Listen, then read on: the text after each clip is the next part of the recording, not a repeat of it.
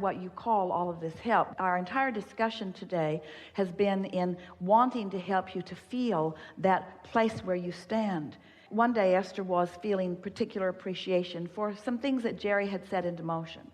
And so she started with a feeling of appreciation for this and that and this and that. And then the momentum of that appreciation grew until she began feeling appreciation for everyone who had ever lived and all that they had added to where she was now standing. She began appreciating commerce and technology and industry and economy. In other words, she was on a true rampage of appreciation. But the most important thing that happened to her is that she felt herself standing at the point of this vortex of well-being as the receiver of all of that. And she didn't feel alone. She felt the reason for everything that had ever existed. You're not looking for someone to validate you. Your existence is validation enough. The fact that you exist, the fact that you are here is this extension of source energy. But no one else can validate you. No one else. We can hold you as our object of attention from our complete alignment, and that does not mean that you are going to receive it. And that loneliness that you feel, that feeling that you need or want someone to talk to, is the evidence that you are not allowing yourself to be the receiver of so much that is flowing to you. This is the piece that we really want you to hear. Because you are so focused upon is the reason that sometimes you feel alone. Now we'll clarify that. If no one had you in their sights of awareness, you wouldn't feel loneliness when you don't let it in. Can you hear that?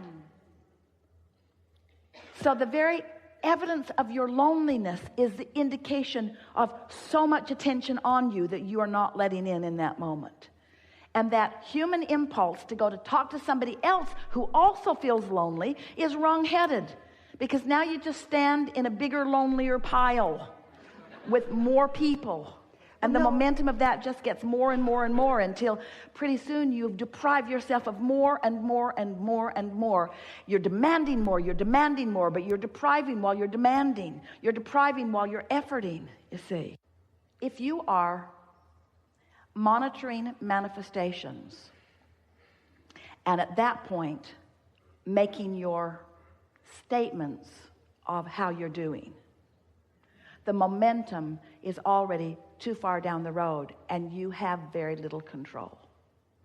But when you start caring about the way you feel and you are caring about the emotions and you are deliberately taking something that feels a little good and focusing on it until it increases and becomes more, before you know it, and we're talking about days really, manifestations of things that you have been wanting for a very long time will begin being realized by you in your experience.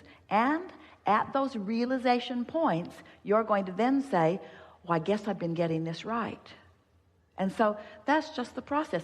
Try it a little. Try to feel for the feeling of fun just for a few days and watch what happens in your life. Try to feel for a feeling of appreciation just for a few days and watch what happens in your life. Show yourself how you have come closer to who you are with these general thoughts. You didn't trip over. Esther's been talking a lot about what she's tripping over. She said to at least 5 members of her staff, maybe not the mobile crew, but the home crew, I'm tired of tripping over that. Let's do something about that. I don't want to trip over that anymore. I don't want to trip over that anymore. Well, she didn't even realize she was saying, I don't want to trip over that, until she tripped over that. And now that she's tripped over that, around the world, she tripped over that. It's got her attention. I'm going to stop saying I'm going to stop tripping over that. I'm not going to trip over that. Scotty said, oh, I'm really sorry about that. And Esther said, I create my own reality.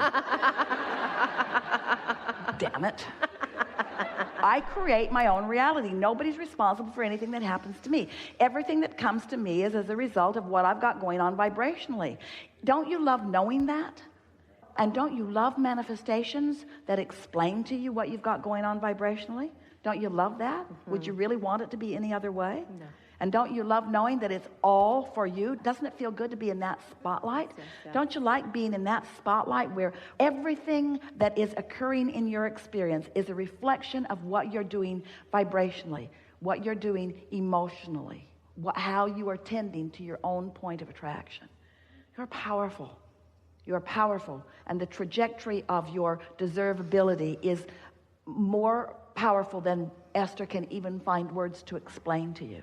It's time for you to just chill out and have more fun and make it simpler, and don't bring with you all the stuff that you've picked up along your physical trail.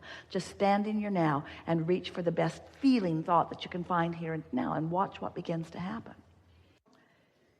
The problem with this conversation is that you are all getting it, because you're right up to speed with where we are. But as you think about speaking these words to others who don't get it, it sort of strikes fear to your heart, because you can't get them to perceive what you perceive. Don't worry, everyone will when they make their transition, and all the new ones coming in are already feeling it. The balance of your planet is really, really wonderful. The beasts, the animals of your planet, they're all pure positive energy. The new ones coming in at really rapid rate right now are pure positive energy.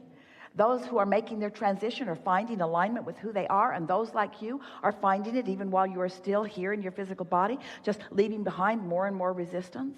So nothing's broken. We don't have to fix the world. The world is not broken. The world is working really, really well. The only thing that we're even having a conversation with you about this, the only reason is because we want you to be joyful now. We want you to find a way to be joyful now. Okay. We want you to be who you are now. We want you to feel the fullness and the pleasure and the perfection of what's going on planet Earth right now. When a thought occurs to you, that thought is a manifestation, because it's gone from a vibration into something perceivable. And a thought is something you are perceiving. Do you agree? When a thought occurs to you, or a better way of saying that is when you translate a vibration into a thought, or a better way of saying that might be when you receive a thought. When you receive a thought, which means when you're in the vibrational vicinity of something enough that you can actualize a vibration into something meaningful like a thought, getting the sense of it, that's a manifestation, isn't it? It's worth thinking about that, because there are lots of manifestations that occur before you can see it or hear it or smell it or taste it or touch it. But still it's manifesting. You can feel it. You can feel it in the emotional sense. Oh, emotions. Really important to recognize that emotions are manifestations, because the vibration is manifesting into something that you are realizing, such an important word, because it's about your readiness to translate the vibration into a realism. You see what we are getting at? Sometimes you don't really see what we're getting at, but sometimes you want to see what we're getting at, but you'd rather just... Resistance is the only thing that slows momentum. Mm-hmm. So if you are aware of the way you're feeling, and the way to speed momentum is by reducing resistance, and the way to speed resistance is to become more specific. The way to slow resistance is to become more general.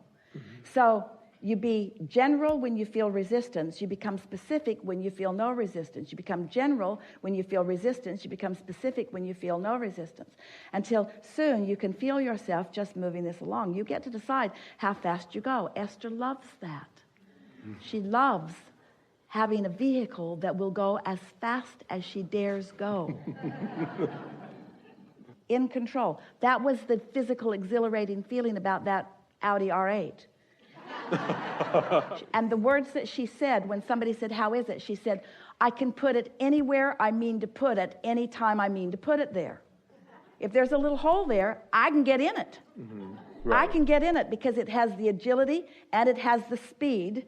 It has everything it needs for me to put it where I mean to put it. The other day she was driving it, there was traffic, and she wanted to be way over there, and she thought, maybe not, because it would have needed to fly across the...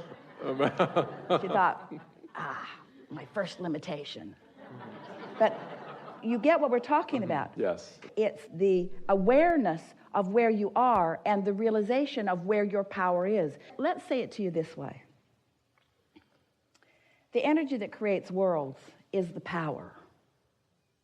And it's all queued up, and it's at a very high frequency and speed, and it can accomplish anything. Right. So what you're talking about as a utilizer of this current or energy is effectively using it to the degree of your ability to receive it and direct it. Yes, yes. So it's not about the power itself, it's infinite.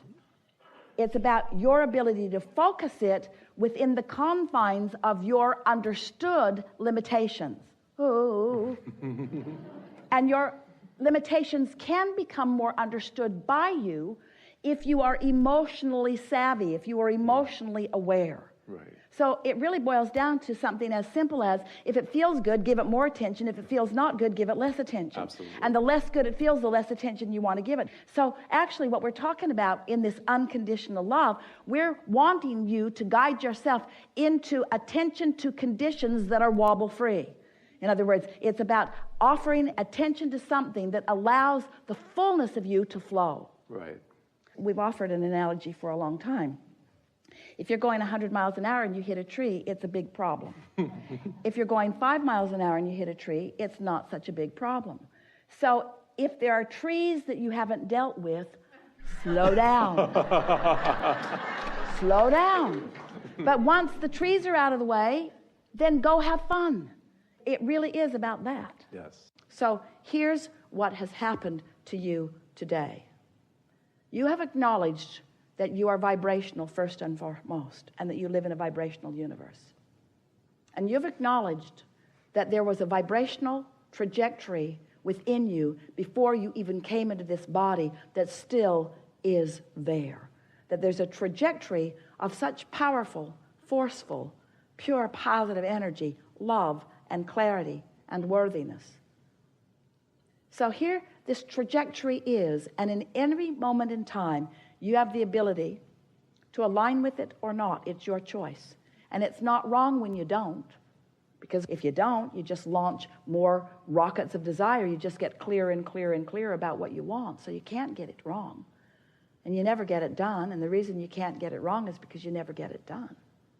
So then you add to that knowledge the idea of law of attraction and the momentum that it causes. And then you couple with that your understanding about momentum, law of attraction, momentum. And then you think about the trajectory that you held before you were born and how good it feels to get on that path of love and how awful it feels to get on the path of hate. How good it feels to get on that path of self-appreciation and how awful it feels to get off that path of self-appreciation. So you couple your knowledge of the eternalness of your being with being born into an environment that is vibrational, that is being managed by law of attraction all the time, 100% of the time. You acknowledge that you are emitting a signal all the time and that your signal can be felt by you. You can feel the wobble or not. You can feel the alignment or the resistance. And you acknowledge that since you now know that your emotions are your indicator, you now know that you can align with the trajectory, not just that you were born with, but that you have added to every day of your life experience. It is not possible for someone who cares about the way they feel to not find and sustain your joyful path. We have enjoyed this interaction more than words can convey. We felt the movement within you. The reset button has been pushed. You are in a different place than you've ever been, and every relationship that you have is forever altered because of the shift in vibration that has taken place here today. There's no homework. There's nothing that you need to do. There's no assignment. You cannot upset us no matter what you do because we are wobble-free. We love you unconditionally. So don't do it for us. Find your alignment for the joy of the moment of alignment. And let that be the criteria by which you live your life. And then watch what happens in terms of the way you feel as you are moving forward. You are uplifters to the very core of your being. You came wanting others to understand how good life can be. But you can't give them what you're not predominantly living. So find it and then share it with everyone who law of attraction brings into your path. There is great love here for you. And as always, we remain joyously in your vortex.